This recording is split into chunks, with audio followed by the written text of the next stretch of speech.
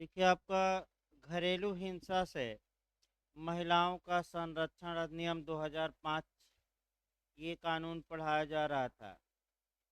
और इसमें आपका मुख्य रूप से सेक्शन जो 3 है, जिसमें कि डोमेस्टिक वायलेंस किसे कहा जाएगा, ये डिफाइन किया गया है। यानी कि जो धारा 3 है आपका, उसमें बताया गया है कि घरेलू हिंसा कब कही जाएगी। तो हमने बताया था कि 4 क्लाज है, यानी कि 4 आपके क्लाज है। अगर 4 क्लाज के अंतर्गत आपका कोई पुरुष या पुरुष की नातेदार महिला किसी महिला के प्रति इन 4 कार्यों में से कोई भी कार्य करती है, तो हम कहेंगे कि डोमेस्टिक वायलेंस का कार्य किया गया है। यानी कि कुल मिलाकर जो धारा 3 में आपका घरेलू हिंसा की परिभाषा दी गई है, आपका इसी के लिए पूरा कानून बना है। अर्थात यह धारा हम कह सकते हैं आपका इस कानून की धुरी है, कुंजी है, या क्रोड भी कह सकते हैं। क्यों? क्योंकि इसी धारा के तहत जो कार्य दिए गए हैं, इन्हीं कार्यों से प्रोटेक्शन के लिए ही ये कानून बना है। तो हम बताए थे चारों कार्य कल बता चुके थे। इसके बाद हम बताए थे कि कब आपका कह सकते हैं कि शारीरिक दुरुपयोग कब किया जाएगा, और आपका लैंगिक कब कहा जाएगा, मौखिक और भावनात्मक कब कहा जाएगा, आर्थिक कब कहा जाएगा।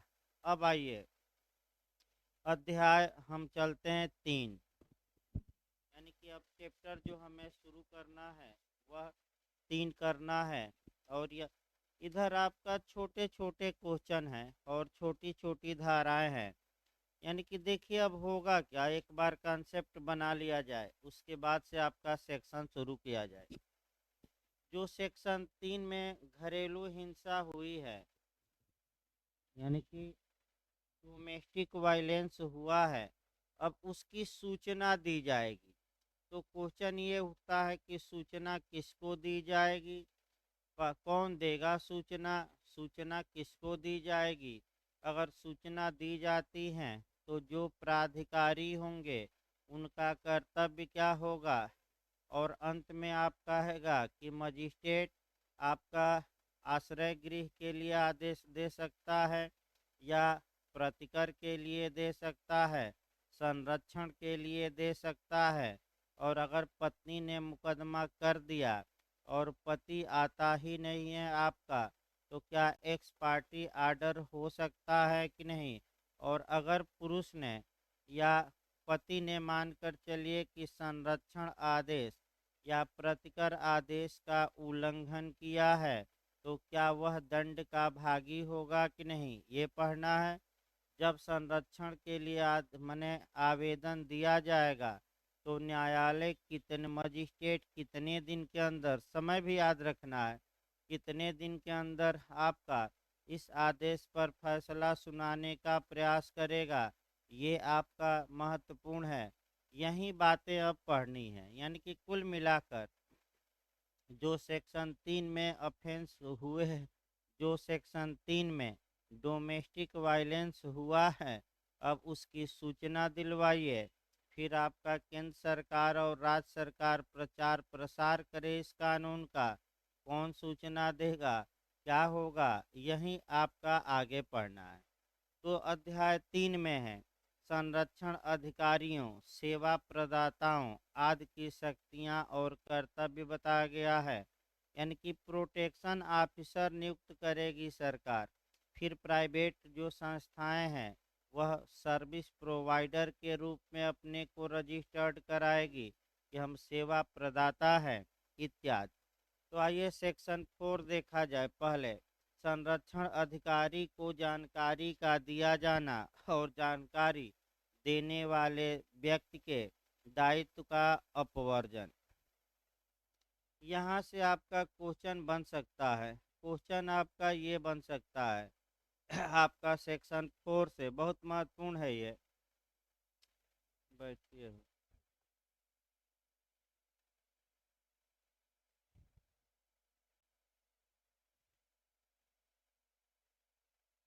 सेक्शन 4 से आपका क्वेश्चन ये बन सकता है कि कौन घरेलू हिंसा की आपका शिकायत कर सकता है, यानी कि कौन व्यक्ति आपका घरेलू हिंसा के बारे में जानकारी दे सकता है। तो दे देगा कि आपका केवल पीड़ित, पीड़ित के परिवार वाले, और दे देगा समाज का कोई भी व्यक्ति।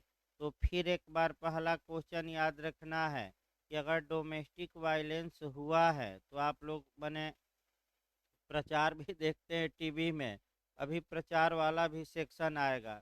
तो डोमेस्टिक वायलेंस अगर हुआ है तो कौन सूचना दे सकता है संरक्षण अधिकारी को? तो एक लाइन में जवाब होना चाहिए समाज का कोई भी व्यक्ति, यानी कि कोई राहगीर है या स्ट्रेंजर पर्सन है, आपका अपरिचित व्यक्ति है, रास्ते में जा रहा है, टीवी में ही दिखाता है और खिड़की खुली हुई है देखता है कि घरेलू हिंसा हो रही है, तो वह आपका इसकी जानकारी देता है। तो जानकारी किसको देगा? संरक्षण अधिकारी को। अभी हम नियुक्त करेंगे, राज्य सरकार द्वारा प्रोटेक्शन ऑफिसर नियुक्त किया जाएगा। देखिए आगे आपका बेयर एक्ट की भाषा देखिए, धारा 4 से क्वेश्चन बन सकता है, चांस है धारा 4 से। देखिए, कोई व्यक्ति जिसके पास ऐसा विश्वास करने का कारण है कि घरेलू हिंसा का कार्य हो चुका है या हो रहा है या होने की संभावना है, या तो घरेलू हिंसा हो चुकी है तब भी जानकारी दे, घरेलू हिंसा हो रही है तब भी जानकारी दे, या अगर संभावना है कि घरेलू हिंसा भविष्य में हो सकती है तब भी वह जानकारी दे। तो किसको जानकारी वह देगा? कोई भी व्यक्ति। सबसे महत्वपूर्ण है कोई व्यक्ति, कोई व्यक्ति यानी कि कौन? समाज का एनी पर्सन। तो किसको जानकारी दे आपका? तो संरक्षण अधिकारी को। तो धारा 4 के तहत दो क्वेश्चन आए अभी, कौन सूचना देगा? तो आपका कोई व्यक्ति किसको सूचना देगा कि घरेलू हिंसा हो चुकी है या हो रही है या होने की क्या है संभावना? तो किसको सूचना दी जाएगी? अब सूचना के दो रूप आ जाइए एक हो सकता है कि सूचना सद्भावना में दी जाए, यानी कि गुड फेथ में दी जाए, यानी कि गुड फेथ का मतलब तुरंत जोड़ना है आईपीसी का सेक्शन आपका 52, यानी कि आईपीसी के सेक्शन 52 में गुड फेथ या बोनाफाइड या सद्भावना पूर्वक शब्द को परिभाषित किया गया है, और सद्भावना का मतलब हुआ उचित सतर्कता और सावधानी या ध्यान देकर। तो अगर कोई व्यक्ति संरक्षण अधिकारी को, प्रोटेक्शन ऑफिसर को सेक्शन 4 के तहत आपका उचित सतर्कता और सावधानी बरतते हुए सूचना देता है, जानकारी देता है, तो क्या इस सूचना के लिए उसके प्रति कोई सिविल या दंडिक कार्यवाही की जा सकती है कि नहीं? नहीं की जा सकती। लेकिन सीधे इसका उल्टा भी पढ़ना है। अगर कोई व्यक्ति दुर्भावना में, दुर्भावना मतलब कि झूठी सूचना देता है, फिर एक बार याद रखिए, दुर्भावना में मतलब कैसी सूचना? सत्य की झूठी, झूठी जानबूझकर झूठी सूचना देता है, तो इस झूठी सूचना या फॉल्स इंफॉर्मेशन के लिए उसको कोई बचाव नहीं होगा, उसके खिलाफ या तो सिविल कार्यवाही या दंडिक कार्यवाही की जा सकती है। तो स्पष्ट रूप से आपका क्लाज 2 इस बात को बताता है। देखिए क्लाज 2 में उपधारा 1 के प्रयोजन के लिए किसी व्यक्ति द्वारा सद्भाविक रूप से दी जाने वाली जानकारी के लिए सिविल या दंडिक कोई दायित्व उपगत नहीं होगा। इसका मतलब ये हुआ कि अगर कोई व्यक्ति सद्भावना में घरेलू हिंसा की जानकारी संरक्षण अधिकारी को देता है, तो उसके खिलाफ न तो कोई दीवानी मुकदमा चलेगा और न ही कोई अपराध। तो कब छूट मिलेगी? सूचना कब दिया हो, और कब छूट नहीं मिलेगी? दुर्भावना में। ये धारा 4 हो गए। अब आइए आपका धारा 5 देखा जाए। पुलिस अधिकारियों, सेवा प्रदाताओं और मजिस्ट्रेट के कर्तव्य।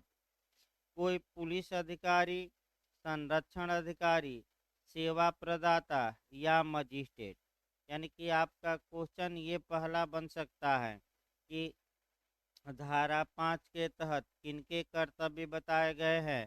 दे देगा संरक्षण अधिकारी के, मजिस्ट्रेट के, पुलिस अधिकारी के, उपर्युक्त सभी के।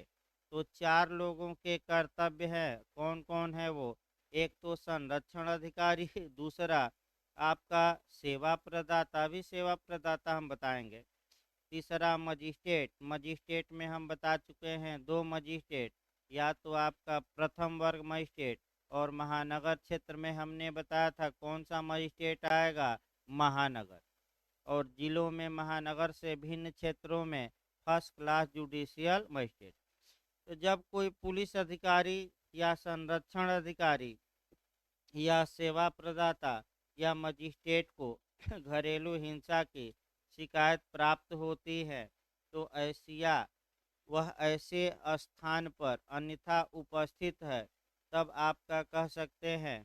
तो या जब घरेलू हिंसा की किसी घटना की रिपोर्ट उसको दी जाती है, तो वह व्यथित व्यक्ति को क्या क्या सलाह देगा, क्या करेगा।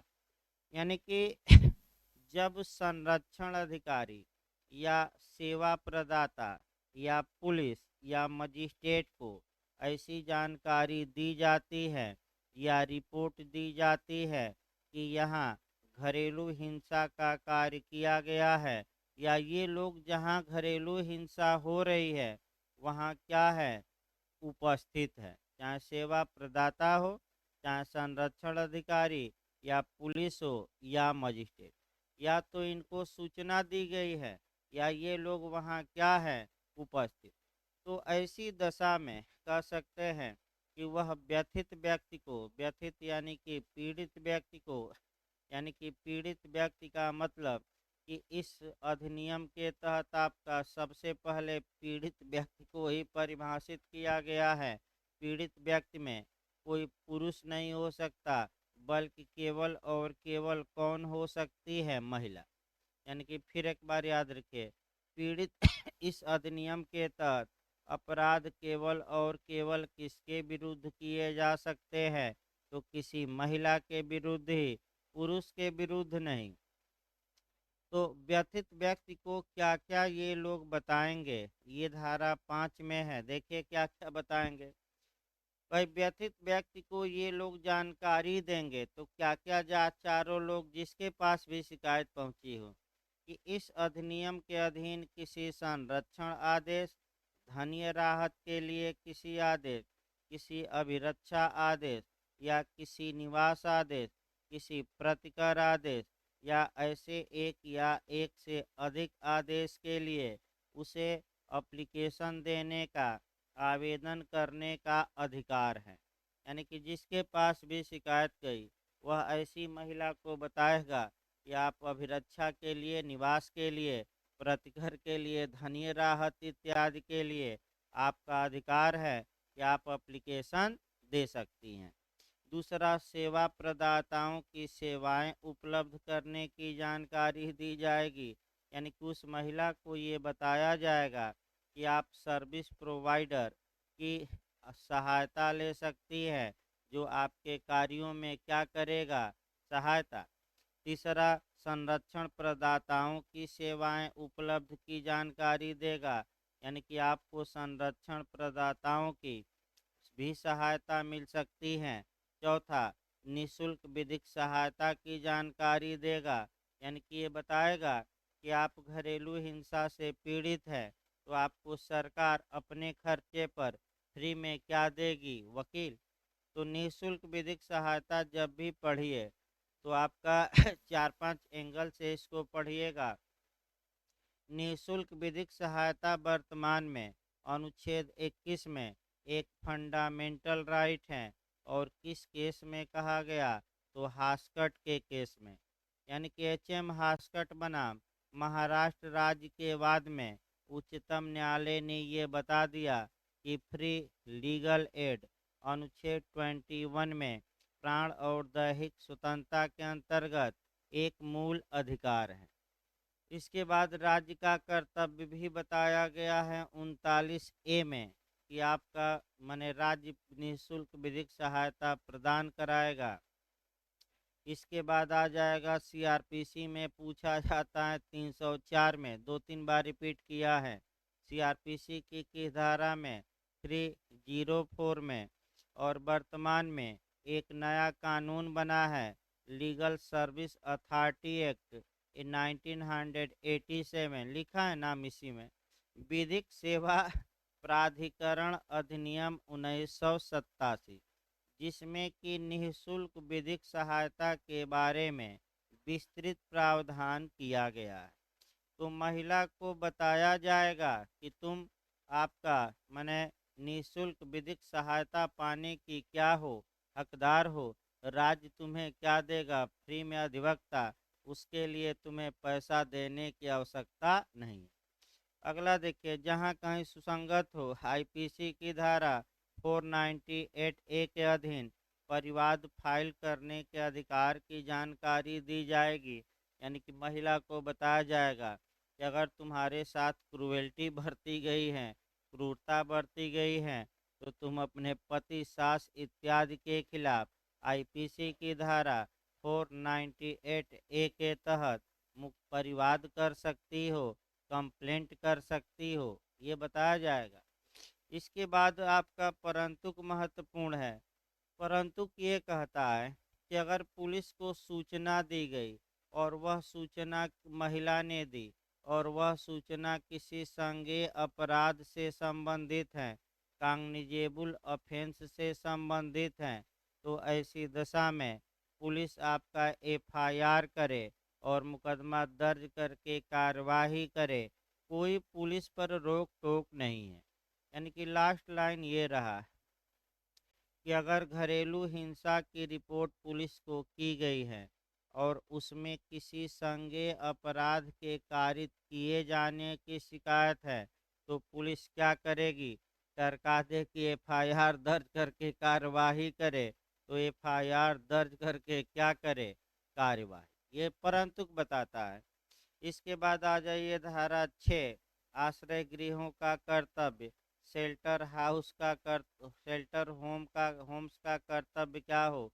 यानी कि आश्रय गृह बनाए जाएंगे और जो व्यथित व्यक्ति हैं या कह सकते हैं या को व्यथित व्यक्ति या उसकी ओर से संरक्षण अधिकारी या कोई सेवा प्रदाता अगर डिमांड करता है, तो महिला को शेल्टर होम्स यानी कि आश्रय गृह में आपका माने कह सकता आश्रय गृह उपलब्ध कराया जाएगा।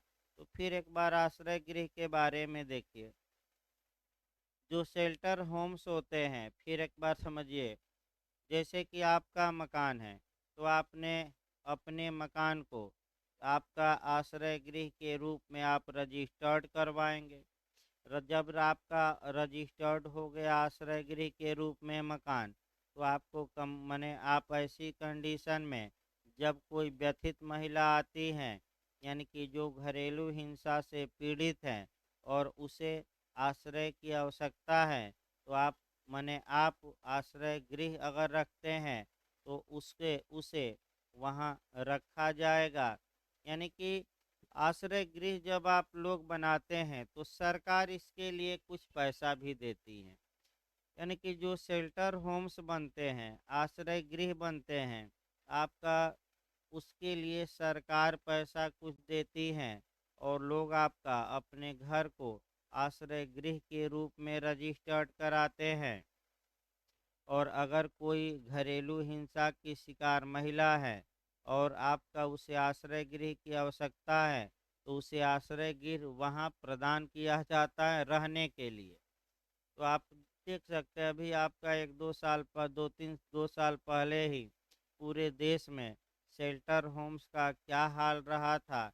आप देख सकते हैं कि बच्चों को इत्यादि को आश्रय गृहों में संरक्षण दिया जाता था और बच्चों और बच्चियों के साथ आपका अनैतिक कार्य किया जाता था। बिहार से लेकर पूरे देश में आपका तमाम ऐसी घटनाएं हुई जो आपका शर्म से सिर को डुबो देती है। और बिहार में तो आपका तमाम हड्डी उड्डी क्या क्या मिला खुदाई में, और वो अलग बात है। यानी कि जो शेल्टर होम रखते हैं वो ज़्यादातर बच्चियों का शोषण ही करते हैं, ज़्यादातर आपका देखा जाए तो आश्रय गृह में अब ये है कि आश्रय गृहों का कर्तव्य की धारा में है 6 में है। कौन आश्रय गृह के भार साधक अधिकारी से अनुरोध कर सकता है कि इन्हें आवास प्रदान करिए? तो कोई व्यथित व्यक्ति यानी कि महिला, कोई संरक्षण अधिकारी या कोई सेवा प्रदाता। तो फिर याद रखिए, आश्रय गृह की मांग कौन कर सकता है? तो 3 लोग कर सकते हैं। कौन कौन? व्यथित महिला, और कौन कर सकता है? संरक्षण अधिकारी, और कौन कर सकता है? तो सेवा प्रदाता, सर्विस प्रोवाइडर की धारा में बस याद रखना। 6 7 अब आ जाइए।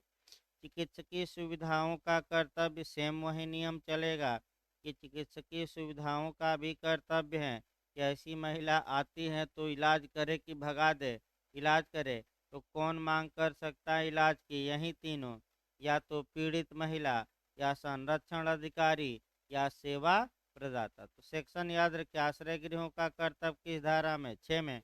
चिकित्सकीय सुविधाओं का कर्तव्य किस धारा में? 7 में। 8 से पूछा जा सकता है क्वेश्चन, संरक्षण अधिकारियों की नियुक्ति। यहाँ से आपका क्वेश्चन बन सकता है। देखिए, आपका प्रोटेक्शन जो ऑफिसर होते हैं उनकी नियुक्ति पहला क्वेश्चन बनता है कि किस सेक्शन के तहत की जाती है? तो सेक्शन 8 के तहत। भाई याद करना पड़ेगा, और कोई उपाय नहीं है, खुद धाराएं। धारा 8 के तहत संरक्षण अधिकारियों की नियुक्ति की जाती है। इनकी नियुक्ति अगला क्वेश्चन बन सकता है, कौन करती है? केंद्र सरकार की राज्य सरकार? राज्य सरकार करती है। एक या एक से अधिक संरक्षण अधिकारियों की नियुक्ति। इनकी सेवा शर्तें क्या होगी? सर्विस और कंडीशन इनकी क्या होगी? तो ये भी राज्य सरकार ही तय करेगी। लेकिन जो महत्वपूर्ण क्वेश्चन बन सकता है कि आपका संरक्षण अधिकारी किसको नियुक्त किया जाएगा, ये आपका क्वेश्चन बन सकता है। थोड़ा सतर्क रहिएगा। बैठिए। ये आपका क्वेश्चन बन सकता है कि प्रोटेक्शन ऑफिसर किसे नियुक्त किया जाएगा। देखिए, मॉडल कैसे बन सकता है? किसी पुरुष को, किसी महिला को, जहाँ तक संभव हो किसी महिला को, इनमें से कोई नहीं। तो आपका एक ही लाइन जवाब रहेगा, जहाँ तक संभव हो संरक्षण अधिकारी किसे नियुक्त किया जाएगा? किसी महिला को। संभव वाला अंडरलाइन कर लीजिए बेयर एक्ट पर, वो तो लिखवा ही जाएगा। लेकिन बेयर एक्ट पर भी कुछ अंडरलाइन करिए। आपका देखिए ऑप्शन क्या देगा? पुरुष को, केवल महिला को, जहाँ तक संभव हो महिलाओं को, उपर्युक्त सभी को। तो उपर्युक्त सभी नहीं मारना है, मैं फिर बता दूं, जहाँ तक संभव हो क्या मारना है? महिलाओं को। यानी कि पूर्ण नियम नहीं है, लेकिन ज़्यादा प्रश्रय किसको दिया जाएगा? संरक्षण अधिकारी में आपका महिलाओं को। इसके बाद धारा 9, संरक्षण अधिकारी के कर्तव्य और कृत्य क्या होंगे? तो एक क्वेश्चन यहाँ भी आ सकता है आपका कि संरक्षण अधिकारी के आपका कर्तव्य और कार्य कहाँ दिए गए हैं? तो सेक्शन 9 में दिए गए हैं। तो ये संरक्षण अधिकारी क्या करेगा? तो आपका मजिस्ट्रेट को इस अधिनियम के तहत उसके कृत्यों के निर्वहन में सहायता देगा। मजिस्ट्रेट और इत्यादि को सूचना देगा। जो सबसे महत्वपूर्ण पॉइंट आपका है, यानी कि मजिस्ट्रेट के कार्यों में सहायता तो देगा ही है। सबसे महत्वपूर्ण जो आपका पॉइंट यहाँ है प्रोटेक्शन ऑफिसर में, वह क्लास 2 निकालिए। अंत में देखिए क्लास 2 अंडरलाइन करिए। संरक्षण अधिकारी मजिस्ट्रेट के नियंत्रण और पर्यवेक्षण के अधीन होगा, और वह इस अधिनियम द्वारा या उसके अधीन मजिस्ट्रेट और सरकार द्वारा उन पर अधिरोपित कर्तव्यों का पालन करेगा। यहाँ से क्वेश्चन आपका ज़्यादा लोग गलत करके आएंगे अगर ये पॉइंट नहीं पढ़े हैं तो। देखिए आपका पॉइंट कैसे आपका बन सकता है कि संरक्षण अधिकारी किसके नियंत्रण और पर्यवेक्षण में होता है। फिर एक बार देखिए, प्रोटेक्शन ऑफिसर किसके कंट्रोल और सुपरविजन में होता है। चार ऑप्शन देगा, राज्य सरकार, केंद्र सरकार, फिर दे देगा मजिस्ट्रेट, और इनमें से कोई नहीं। तो ज़्यादा लोग मार कराएंगे राज्य सरकार। क्यों मार कराएंगे? ये सोचेंगे कि राज्य सरकार ने नियुक्त किया है तो इसी के कंट्रोल और सुपरविजन में होगा।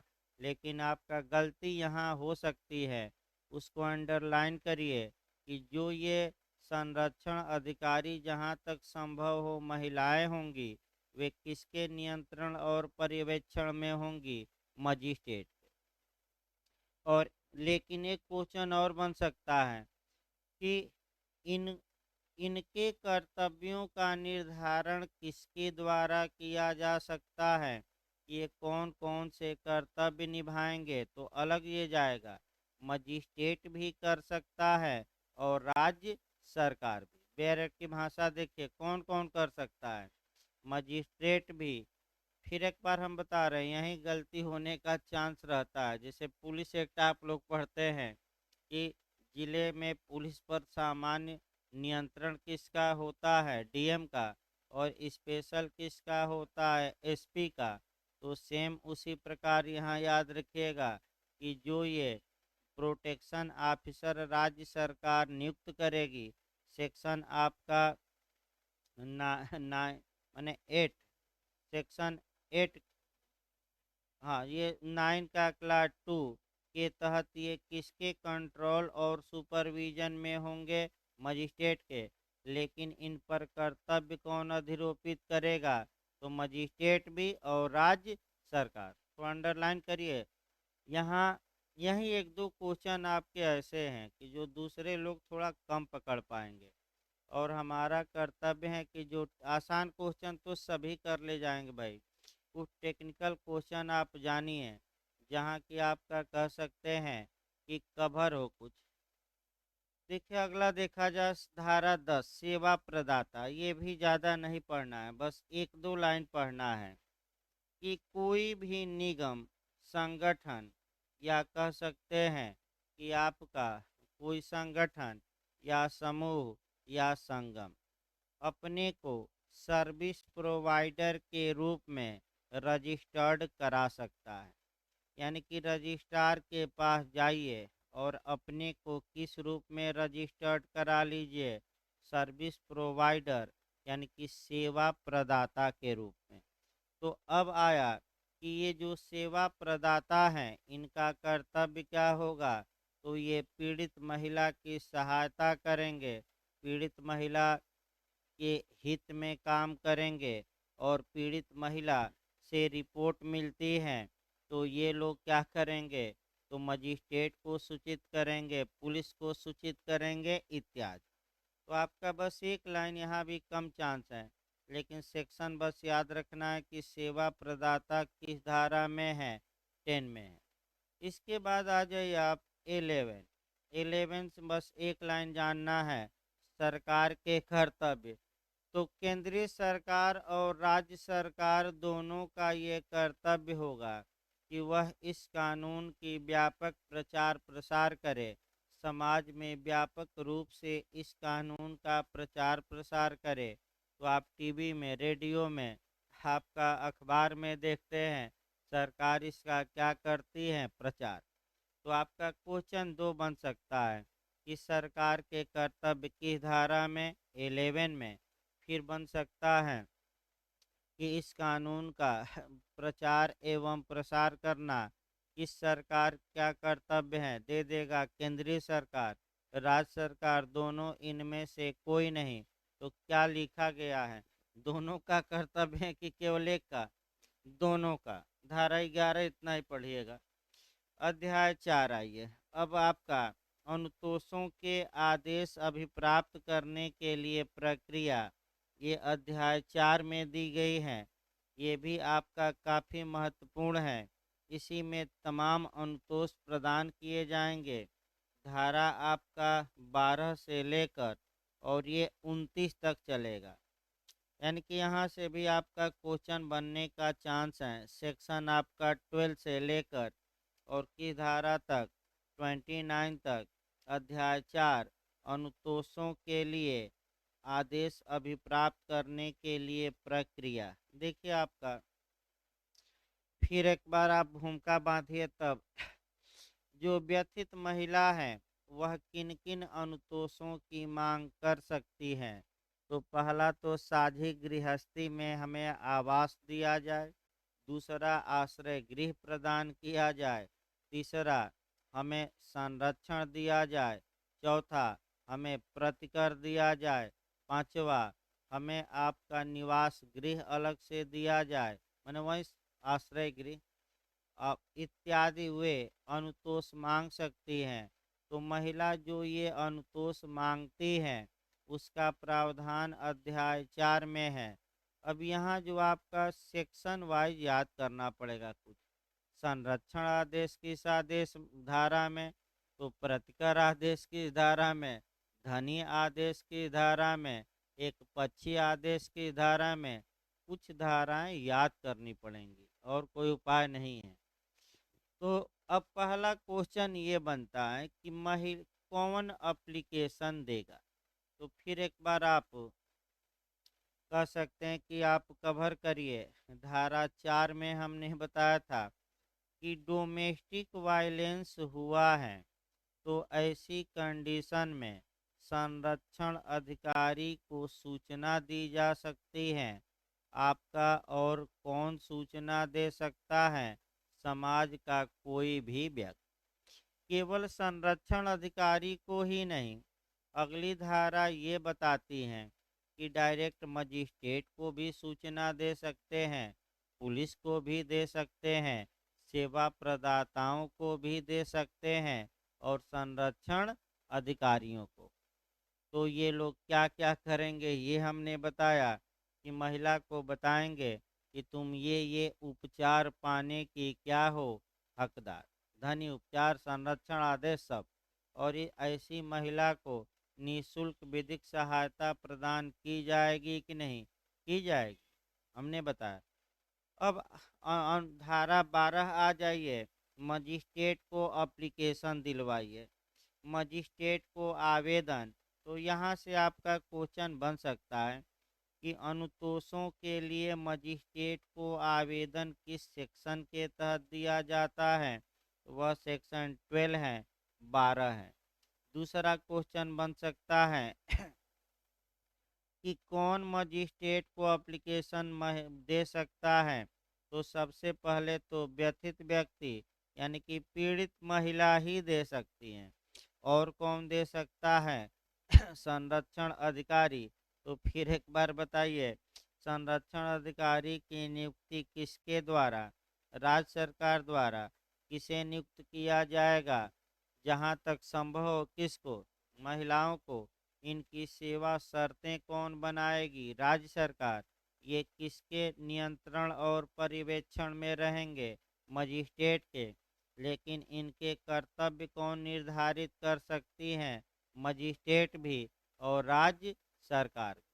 तो कौन सूचना मजिस्ट्रेट को देगा कि घरेलू हिंसा का कार्य किया गया है या किया जाने वाला है या किया जा चुका है?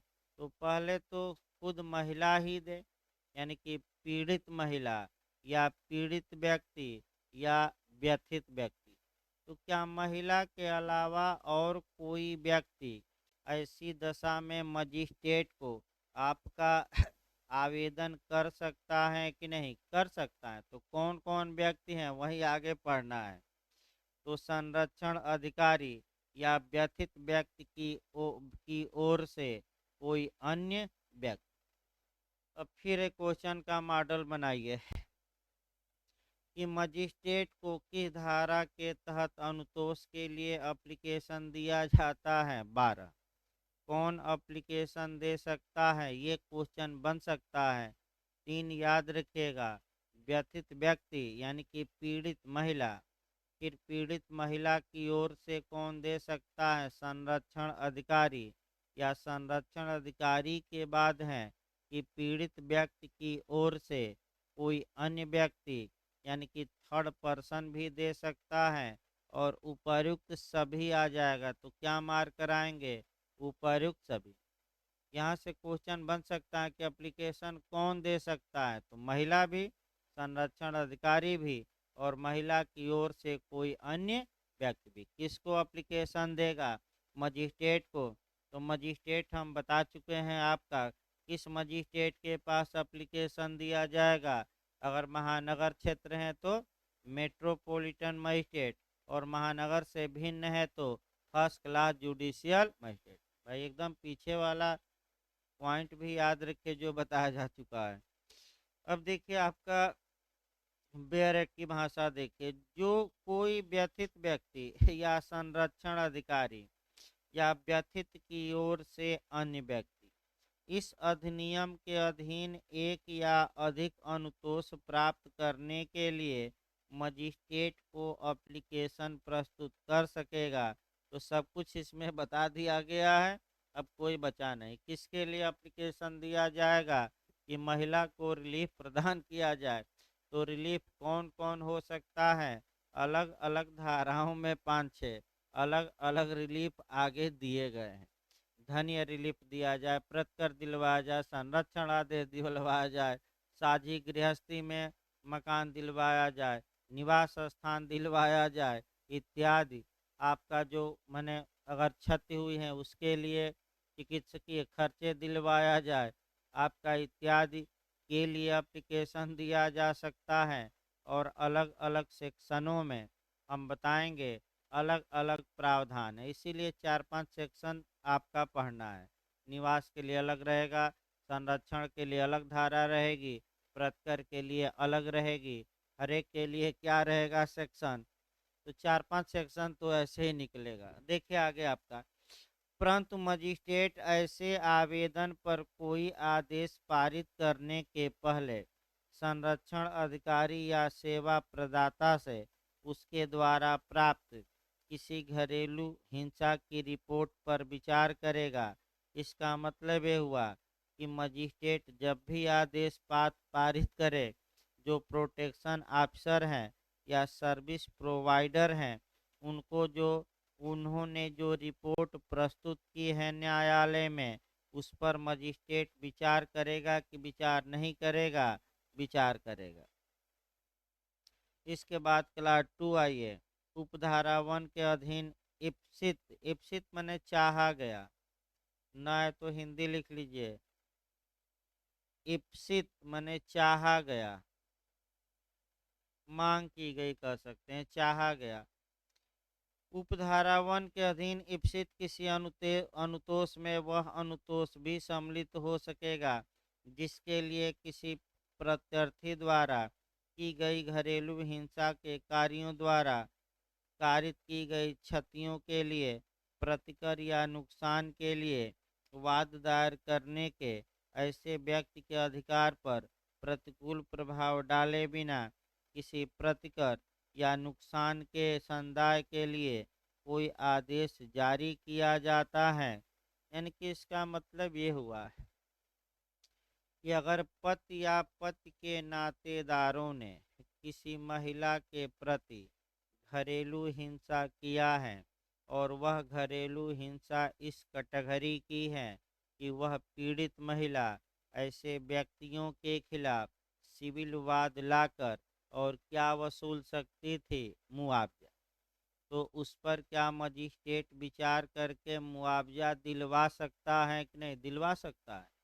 लेकिन अगर किसी सिविल न्यायालय ने कोई डिक्री पारित की है और उसी के लिए मुआवजा दिलवा दिया है तो मजिस्ट्रेट मुआवजा तो दिलवाए, लेकिन आपका जो रकम है वह रकम क्या हो जाएगी, माइनस, मुजरा होगी। एक उदाहरण देखिए, अगर मान लीजिए कि सिविल न्यायालय ने 1 लाख रुपया मुआवजा दिलवाया, मान लीजिए, और मजिस्ट्रेट ने भी उसी मामले में आपका 50,000 मुआवजा देने का आदेश दिया, तो आप ये कहेंगे कि मामला एक है और आपका सिविल न्यायालय में आपका 1 लाख का डिक्री पारित की है मुआवजे की, कि पति महिला पत्नी को 1 लाख रुपया प्रतिकर दे, और इधर आपका मजिस्ट्रेट ने भी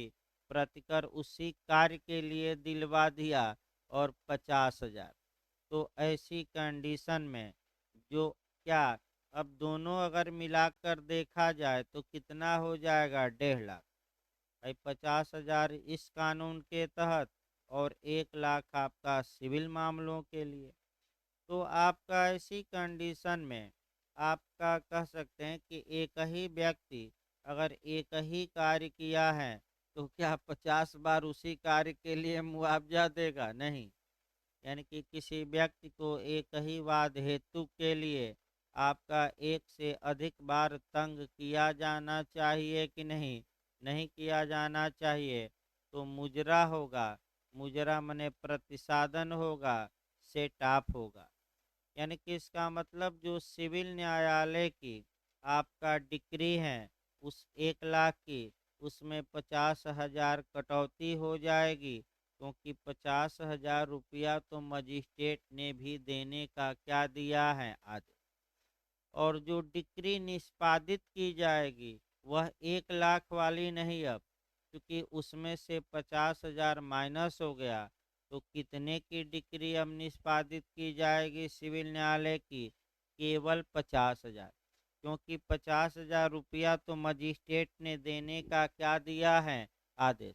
तो यहाँ पूछा जा सकता है कि सेटाफ का प्रावधान, मुजराई का प्रावधान, प्रतिसादन का प्रावधान आपका किस धारा में निहित है? 12 में। खंड पूछे तो 12 का क्ला 2, इसके बाद अंदर जाकर पूछे तो प्रोविजो में। यानी कि बहुत उल्टा सीधा लिखा गया, उतना न पढ़िए। धारा 12 के क्लाज 2 के प्रोविजो में सेटाफ या मुजराई या पारस्परिक कटौती का प्रावधान किया गया है। अब जहाँ जहाँ मुजराई या प्रतिसादन या सेटअप हो, एक बार आपको ऐड करिए बैरक पर ही। एक क्वेश्चन यहाँ से भी बनता है, बना है यूपी जेएस में, सीआरपीसी में कहीं ऐड कर लीजिए बैरक पर। भाई लिखवाते समय कोरिलेट थोड़ा मुश्किल रहता है। मुजराई जहाँ जहाँ हो थोड़ा आपका बैरक पर ही ऐड कर लेना है अलग से। सीआरपीसी में मुजराई आपका 428 सीआरपीसी की धारा 428 लिखिए। सीआरपीसी में सेटअप दंड की देखिए, पिछली बार बना था भाई, उसको उदाहरण बना दिया जाए, क्योंकि पिछली बार आपका क्वेश्चन बन चुका है ऐसा। एक व्यक्ति किसी अपराध में 1 वर्ष तक बिना जमानत के जेल में रहता है। कितना साल तक? 1 साल। जब अंत में निर्णय आता है और वो सजा मिलती है उसे, तो सजा 3 साल की दी जाती है। कितने की?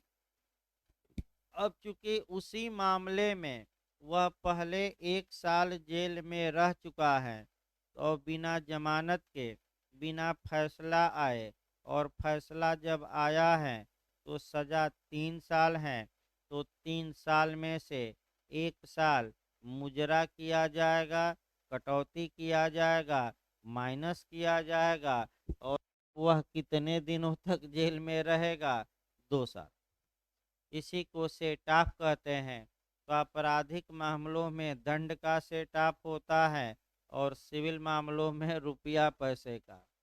याद रखिए, इसमें किसका होगा? आपराधिक में दंड, क्योंकि उतना दिन तो उस मामले में वह पहले ही जेल क्या हो चुका है, बिना फैसले के रह चुका है। तो आपका कौन सी धारा है? ये क्वेश्चन सेम आया था, मैंने 3 साल 1 साल रहता है, ये क्वेश्चन सेम आया है, सही है उदाहरण, कोई दिक्कत नहीं है, जो आया है वही बताया गया। प्ली बार्गेनिंग में जो मुजरा होता है, यानी कि अभिभाग सौदेबाजी में, तो 205 आई। तो सीआरपीसी की 2 धारा लिखिएगा, तो एक तो 428 लिखना है, दूसरा आपका अभिवाक सौदेबाजी में, प्ली बार्गेनिंग में आपका 265 आई लिखना है। इसके बाद आपका सीपीसी में आ जाया जाए। सीपीसी में जो मुजरा होता है वह धन का मुजरा होता है। उसमें आपका माने कटौती होती है धन की। तो दो प्रकार का मुजरा वहाँ होता है, एक लीगल सेटअप और एक इक्विटेबल सेटअप। पिछली बार इक्विटेबल पूछा गया था जे में। आपका विधिक मुजराई और सामयिक मुजराई। तो लिख लीजिए विधिक मुजराई का प्रावधान आदेश 8 नियम 6 में है। आर्डर 8 रूल 6 आदेश 8 नियम 6 में भाई कौन मुजराई है वो लिखिए। कौन सा मुजराई है? विधिक। पिछली बार जो क्वेश्चन आपका बना था इक्विटेबल सेट आप कहाँ है 2018 में, तो आदेश 20 के नियम 19 के उपनियम 3, आदेश 20 रूल 19 का सब रूल 3, यानी कि आदेश 20 का नियम 19 का उपनियम 3 में आपका सामयिक मुजराई इक्विटेबल सेटअप का प्रावधान है। एक आपका सिविल मामला समझा दिया जाए। आपका मुजराई वैसे मुजराई इस सिद्धांत पर आधारित है। साम्य का सिद्धांत भी बिहार में इस पर जोड़ा था कि साम्य चाहने वाले को साम्य का क्या करना चाहिए? पालन। यानी कि अपना हक मांगो लेकिन दूसरे का भी हक देने के लिए तत्पर और क्या रहो? तैयार। एक उदाहरण पहले देखा जाए। आपका फिर एक बार उदाहरण देख। मान लीजिए ए ने बी के खिलाफ आपका बताया जाएगा, तो चल ही रही है, थोड़ा एक दो तीन दिन में आ ही जाएगा। ए ने बी के खिलाफ 5,000 रुपये के दावा किया। बी कहा न्यायालय में कि हजूर 3,000 तो हमारा कौन लिया है? ये भी लिया है। अतः 5,000 में से 3,000 क्या करवाया जाए? मुजरा करवाया जाए। डांस वाला मुजरा नहीं, ये सपना चौधरी का मुजरा नहीं है और राखी सावंत का। फिर हम बता दें आपका, क्योंकि कई लोग समझ रहे हैं कि वो मुजरा जो होता है फिल्मों में अब कहाँ दिखाई दे रहा है। पहले होता भी था, राजा महाराजा थे तो मुजरा होता था और लोग देख ही रहे हैं आपका तमाम कार्य होते थे। लेकिन अब वो ज़माना लगभग समाप्त हो चुका है। क्योंकि आपका तो मुजरा ये न समझ लीजिए कि डांस वाला, ये मुजरा मतलब कटौती, पारस्परिक कटौती। ए ने डिमांड किया 5,000 का, तो बी ने कहा कि हमारा भी ये कितना लिया है? 3,000। 5,000 में से 3,000 रुपया माइनस किया जाए तो कितना बचेगा? 2,000। मैंने ए अपना अधिकार मांगे लेकिन बी के अधिकारों को भी देने के लिए तत्पर और क्या रहे? तैयार रहे। इसी को हम कहते हैं कि साम्य चाहने वाले को साम्य का क्या करना चाहिए? पालन। ये बिहार में आपका पूछा गया था। आपका ये सिद्धांत किस धारा में है? टीपीए में 51 में है, 132 में है, सीपीसी में भी 48 इत्यादि धाराएं आएंगी कि अपना अधिकार मांगिए लेकिन दूसरे का भी अधिकार देने के लिए तत्पर और तैयार रहिए। तो उसी प्रकार फीस का भी मामला बता दिया जाए। भाई कुछ जो लोग ऑनलाइन एडमिशन लिए हैं, कुछ लोगों की फीस अभी बकाया है, तो उनको सलाह दी जाती है कि एक दो दिन में भाई जमा कर दें, क्योंकि अब बिना सूचना दिए आपका रिमूव कर दिया जाएगा आपका ऐप से। मैंने ज़्यादा लोग दिए हैं, कुछ ही लोगों की बकाया है, तो आपको उनको सलाह दी जाती है कि भाई एक दो दिन में जमा करिए, नहीं तो आगे ये न कहेगा कि सर ने कोई सूचना दिए बिना आपका रिमूव कर दिया। भाई आपका ये थोड़ा सतर्क रहना है। भाई आपका इसी उदाहरण पर अपना भी हम उदाहरण क्या किए सेट किए कि आप पढ़िए लेकिन फीस देने के लिए भी तत्पर और क्या रहिए? तैयार। वैसे ज़्यादा लोग दे चुके हैं फीस भाई ऑनलाइन में और स्वेच्छा से दे देते हैं, लेकिन कुछ बदमाश तो रहेंगे ही कि बार बार जैसे कुत्ते की दुम होती हैं कि बार बार कहिए लेकिन कोई असर तो उनका उपाय है कि उनको क्या मारिए, डिलीट मारिए सिस्टम से ही। अब फ़ोन करेंगे तो 1-2 दिन न उठाइए करते रहने दीजिए उसका उपाय ये है कि जब एक दिन परेशान होंगे, वीडियो ऑडियो छूट जाएगा, तो देखिए 50 बार लगते हैं मिलाने आपका। तो अलग बात है भाई, उसके लिए उपाय तो है ही, लेकिन आदमी उपाय करना नहीं चाहता, नुकसान उन्हीं का होगा। 2 दिन छूट गया तो 2 क्वेश्चन इस समय क्या हो गए पीछे। लेकिन आपका मान कर चलिए कि अगर एक दिन आपका छूट जाता है तो 1 से 2 क्वेश्चन आप अन्य लोगों से पीछे हो गए। आइए देखा जाए, मुजराई भी हो गई आपका, ये धारा 12 समाप्त हो गया। धारा 12 में 1-2 पॉइंट और आपको पढ़ना है कि मजिस्ट्रेट सुनवाई की पहली तारीख नियत करेगा जो न्यायालय द्वारा आवेदन की प्राप्त की तारीख से सामान्यतः आपका कह सकते हैं कि 3 दिन से अधिक नहीं होगी, और जब प्रथम सुनवाई की तारीख से 60 दिन के अंदर मामले का निपटारा करने का प्रयास करेगा। प्रयास करता रह जाएगा, कैसा लग जाते हैं प्रयास करेगा करता रह जाता है, देख ही रहे हैं। यानी कि फिर यहाँ समय अंडरलाइन करिए कि जब मजिस्ट्रेट के पास एप्लीकेशन पहुँच गया तो ऐसी कंडीशन में मजिस्ट्रेट आप कहाँ कौन एप्लीकेशन दिया है, फिर याद रखिए धारा 12 में तो या तो व्यथित व्यक्ति या संरक्षण अधिकारी या व्यथित व्यक्ति की ओर से कोई अन्य व्यक्ति। आपका जब ये दिया है एप्लीकेशन, तो मजिस्ट्रेट एप्लीकेशन पर स्पीड में कार्यवाही करे और जो सुनवाई की तिथि निर्धारित करेगा अगले 3 दिन के बाद की नहीं होगी, यानी कि या तो उसी दिन करे या एक दिन बाद करे। लेकिन आपका फिर बता दें, पहली सुनवाई एप्लीकेशन दायर करने के कितने दिन के अंदर होनी चाहिए, पूछ सकता है।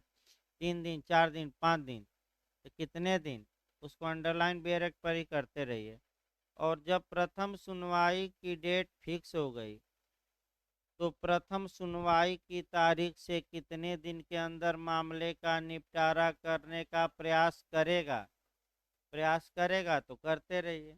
जैसे कि आपका बिहार में कहा जाता है, बउआ इस बार जे देने का क्या करेगा प्रयास, तो आपका प्रयास करते रहिए जिंदगी भर। आपका तो कई साल लग जाते हैं, 2 साल 3 साल तक लटकाए रहते हैं, जबकि कानून कहता है कि आपको प्रथम सुनवाई भाई एप्लीकेशन के दिन से नहीं, जिस तारीख को क्या हुआ प्रथम सुनवाई हुई उस तारीख से कितने मने आपका दिनों के अंदर 60। अगला देखिए आपका धारा 13 सूचना की तामील।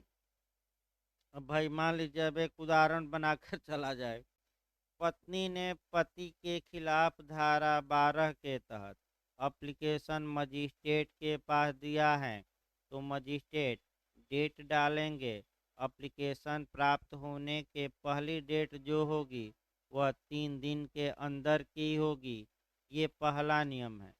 तो भाई मान लीजिए पति के खिलाफ पत्नी ने मुकदमा किया कि इन्होंने डोमेस्टिक वायलेंस किया है। ऐसी कंडीशन में पहला नियम ये है कि नेचुरल जस्टिस का पालन किया जाए, आडि अल्ट्रम पर्टम का पालन किया जाए, दूसरे पक्षकार को सुना जाए।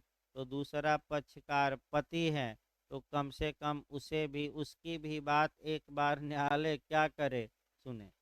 तो इसके लिए यह जरूरी है कि पति को इस बारे में सूचना दी जाए कि आपके खिलाफ आपकी पत्नी ने घरेलू हिंसा के लिए आपका मने मामले में आवेदन दिया है। यहाँ क्वेश्चन आपका बन सकता है धारा 13 से कि जो प्रत्यर्थी हैं जिनके विरुद्ध मुकदमा किया, जिनके विरुद्ध एप्लीकेशन दिया गया है, उनको सूचना दी जाएगी। और सूचना किनके माध्यम से दी जाएगी, संरक्षण अधिकारी, यानी कि जो राज्य सरकार ने प्रोटेक्शन ऑफिसर नियुक्त कर दिया है, उनके माध्यम से आपका मजिस्ट्रेट किसको सूचना देगा, आपका नहीं, संरक्षण अधिकारी नहीं भाई, फिर एक बार देखिए। संरक्षण अधिकारी के फिर एक बार देखिए, शुरू से भाई देखिए आपका, फिर एक बार शुरू से देखिए। एक उदाहरण हल्का सा अगर मिस आपका हुआ तो फिर से देखा जाए, कोई समस्या नहीं भाई। ये महिला है, इसने अपने पति के खिलाफ धारा 12 के तहत एप्लीकेशन दे रखा है। तो जो पहली सुनवाई की डेट होगी वह कितने दिन, माने कितने दिन के अंदर रखी जाएगी? 3 दिन।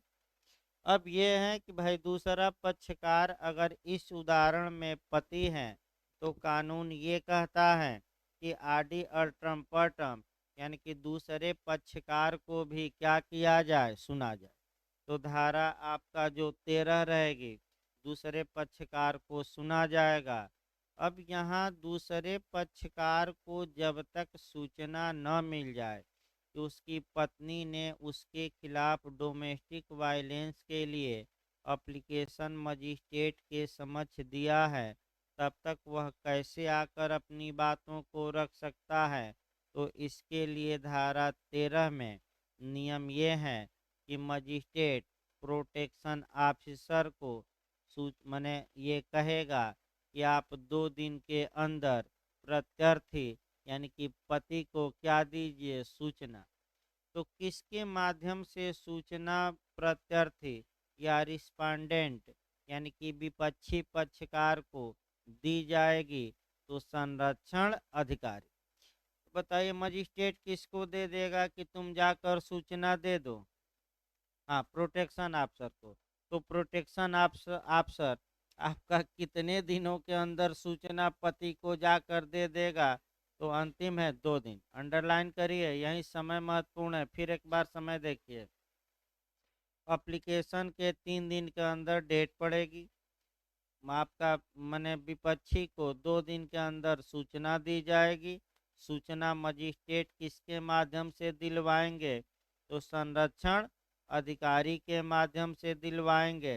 कौन सी धारा में है? 13।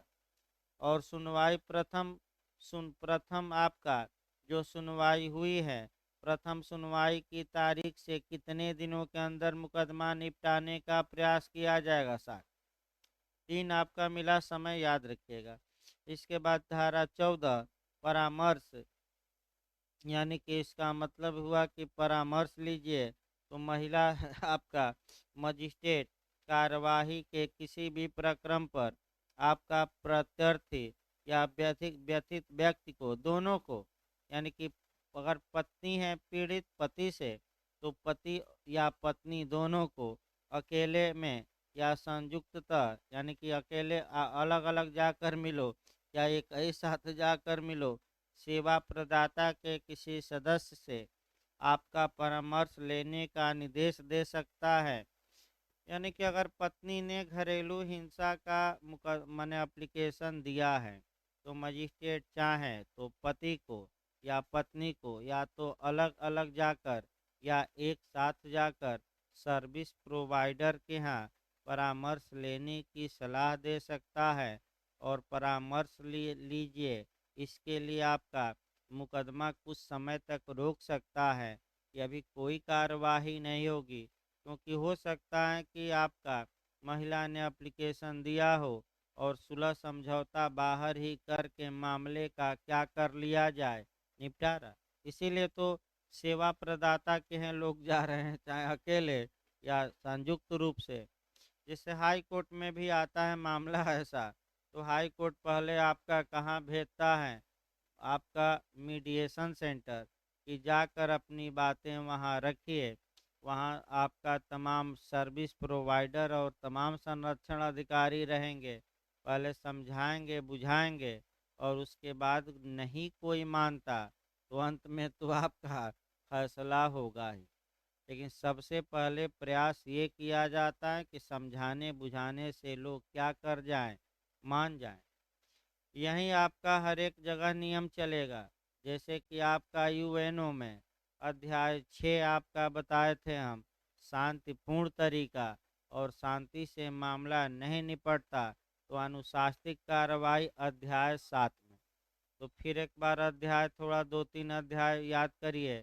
अध्याय 1 में आपका यूएनओ का क्या था, अनुच्छेद 1 से लेकर 2 तक आपका उद्देश्य और सिद्धांत है।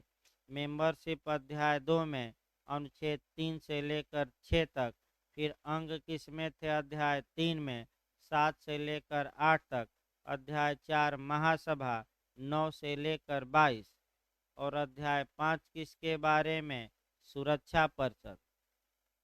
इसी प्रकार आपका आगे ही पढ़ना है, ये सब याद होना चाहिए और कोई उपाय नहीं। अंतर्राष्ट्रीय संगठन भाई क्वेश्चन गलत न हो।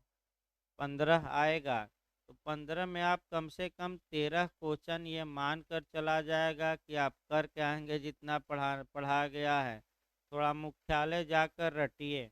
एक क्वेश्चन मुख्यालय पर आता है कि किसका मुख्यालय कहाँ है। भाई एजेंसियां लिखी गई हैं आपका। अगला देखिए, परामर्श हो गया। तो अब जो पूछा जा सकता है कि जब परामर्श के लिए निर्देश दिया गया है तो कार्यवाही को अधिकतम कितने दिन के लिए रोका जा सकता है, 2 माह। लिखा गया, आप खंड 2 में देखिए 14 के अंडरलाइन करिए। खंड 2 भाई बेयर एक्ट पर भी अंडरलाइन करते रहिए, क्योंकि उतना कोरिलेट करके लिखवाना संभव नहीं है जितना पढ़ाया जाता है। धारा 15 आ जाए, कल्याण विशेषज्ञ की सहायता। तो कल्याण विशेषज्ञ की सहायता ली जाएगी आपका 15 में। कह सकते हैं छोड़ दीजिए इसे। अब 16 आ जाइए, कार्यवाहियों का बंद कमरे में किया जाना। यानी कि आपका यदि मजिस्ट्रेट ऐसा समझता है कि मामले की परिस्थितियों के कारण ऐसा आवश्यक है और यदि कार्यवाहियों का कोई पक्षकार ऐसी वांछा करे, वांछा का माने इच्छा जाहिर करे, तो वह इस अधिनियम के अधीन कार्यवाहियां बंद कमरे में संचालित करेगा। यानी कि इन कैमरा, बंद कमरे में। तो बंद कमरा होता क्या है, अब ये समझिए। देखिए यहाँ से आपका 4-5 जगह से कोरिलेट करना है, यहाँ से भी क्वेश्चन बनने का चांस रहता है। एक एक होता है खुला न्यायालय और एक होता है आपका, मैंने कह सकते हैं कि बंद कमरे में कार्यवाही। एक खुले कमरे में कार्यवाही और एक बंद कमरे में कार्यवाही। खुले कमरे में कार्यवाही का मतलब ये हुआ कि जितने लोग न्यायालय में आ सकते हैं आए और सबके सामने कार्यवाही की जाएगी। अगर ये नियम है, जो भी आए आकर कार्यवाही देख सकता है, सुन सकता है, तो हम कहेंगे कि वह न्यायालय खुला न्यायालय है या खुले कमरे में कार्यवाही हो रही है। लेकिन जब केवल पीड़ित, पक्षकार, उनके वकील और मजिस्ट्रेट और क्लर्क ही रहे, बाहरी लोगों का सुनवाई के दौरान उस रूम में प्रवेश क्या कर दिया जाए, वर्जित, तो हम कहेंगे कि ये कार्यवाही बंद कमरे में हो रही है कि खुले कमरे में, बंद। तो सामान्यतः न्यायालय खुला होगा, लेकिन आपका मजिस्ट्रेट चाहें या पक्षकार मांग करें तो घरेलू हिंसा वाली कार्यवाही बंद कमरे में भी हो सकती है कि नहीं, हो सकती हैं। कौन सी धारा है, धारा 16। अब इसको कोरिलेट कर लीजिए। एक क्वेश्चन बनता है कि सीआरपीसी में खुला न्यायालय कहाँ है, इसी पर कोरिलेट करिए। सीआरपीसी की धारा 327, उसको कहीं लिखिए तो। सीआरपीसी का जो सेक्शन है कि आपराधिक न्यायालय सामान्यतः खुले न्यायालय होंगे, कौन सी धारा है, तो आपका जवाब रहेगा 327, 327। इसके बाद सीपीसी में उत्तराखंड बनाया था पिछली बार कि किस धारा में सीपीसी के हैं कि सिविल न्यायालय खुले न्यायालय होंगे, 153 ख।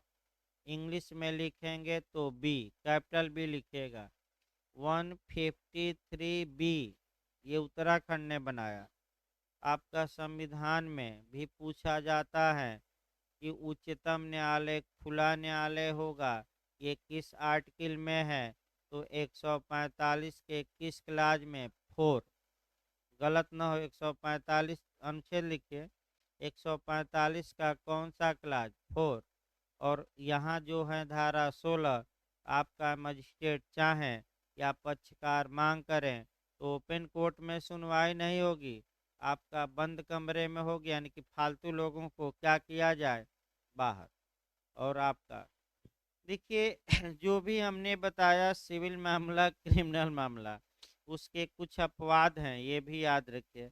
इसके बाद धारा 17, साझी गृहस्थी में निवास करने का अधिकार।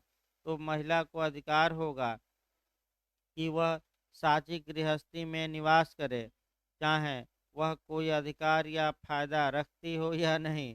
यानी कि पति ने अगर किराए पर लिया है या साझी गृहस्थी है, महिला को संपत्ति में कोई अधिकार नहीं है, फिर भी वह साझी गृहस्थी यानी कि शेयर हो हाउस होल्ड में रहने की क्या है, अधिकारी है, भले वो स्वामी न हो, इससे मतलब नहीं है। तो धारा 17। अब आपका 18 पूछा जाता है, संरक्षण आदेश या प्रोटेक्शन आर्डर। देखिए आपका एक तो सेक्शन इधर याद रखिए भाई, सेक्शन आपका 18 में कौन सा आदेश दिया जाता है, संरक्षण। फिर आपका निवास आदेश किस में, 19 में। फिर धनीय अनुतोष किस में, 20 में। ये भाई याद रखिए, ये सेक्शन याद करना है। संरक्षण आदेश 18, निवास आदेश 19, धनीय आदेश किस में, आपका 20 में। अभिरक्षा आदेश 21 में। प्रतिकर आदेश 22 में। और एक पार्टी आदेश 23। तो 22 तक याद रखिएगा भाई, 22 तक हर हाल में क्रम से याद रखिए। इसको प्रयास ये करिएगा, मिलाने के लिए इधर धाराएं आती हैं, इधर जो धाराएं आ सकती हैं वह मैचिंग के लिए आ सकती हैं कि कौन सी धारा सुमेलित नहीं है। भाई और कोई उपाय नहीं है, सेक्शन याद करना पड़ेगा। तो मैं 3-4 बार बता सकता हूँ, लेकिन घर पर जाकर एक बार आपको पढ़ना पड़ेगा, क्योंकि बिल्कुल नए कानून हैं और आप इन कानूनों से क्या है, अपरिचित। तो उसका उपाय है कि घर पर जाकर आप एक बार पढ़िए। तो कल इसको शुरू किया जाए, क्योंकि एक ही बार झुआ भर नहीं पढ़ाया जाए,